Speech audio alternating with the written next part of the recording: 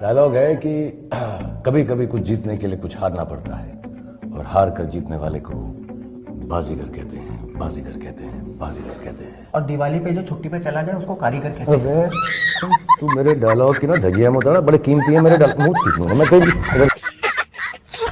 कैसे कैसे लोग रहते हैं यार यहाँ पर। साला तुमको पागल कुत्ते का गाड़ी उठा के ले जाएगा बता रहे हैं हम।